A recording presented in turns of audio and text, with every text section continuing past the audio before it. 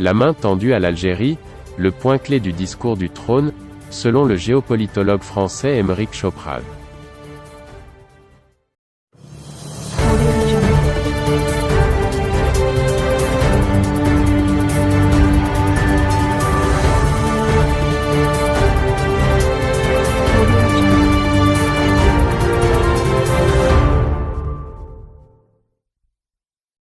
Le Maroc cherche inlassablement l'apaisement et la réconciliation avec son voisin de l'Est et le discours de Sa Majesté le roi Mohammed VI en est une fois encore l'illustration, affirme le géopolitologue français Aymeric Choprade, pour qui la main tendue à l'Algérie est le point clé du discours du trône de cette année 2021. Le roi Mohammed VI a donné, en cette année 2021, un discours d'espoir face à la pandémie du Covid-19 qui frappe indistinctement toutes les familles. Il a fait preuve de modestie en ne rappelant pas que le Maroc est l'un des premiers pays au monde à avoir engagé la vaccination de son peuple et qui a montré une réponse à la pandémie souvent plus efficace que certains pays européens. Mais le point clé du discours du trône cette année tient à la main tendue, une fois encore, vers le voisin algérien, souligne Aymeric Choprade dans une déclaration à la MAP.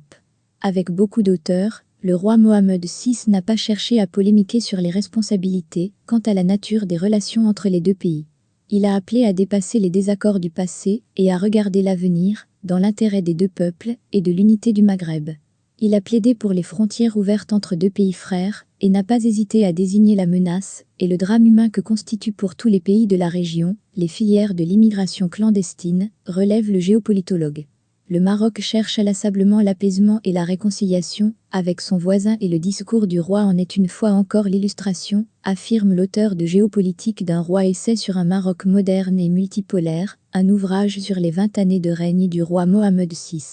C'est sans doute l'une des forces de ce roi, qui à la fois défend fermement la souveraineté de son royaume et qui a su obtenir des succès importants ces dernières années sur la scène internationale, comme la reconnaissance de la marocanité du Sahara par les États-Unis d'Amérique et par de nombreux pays émergents d'Afrique et d'Amérique du Sud, mais qui dans le même temps ne cèdent pas au nationalisme agressif pouvant caractériser d'autres États, affirme Aymeric Choprade.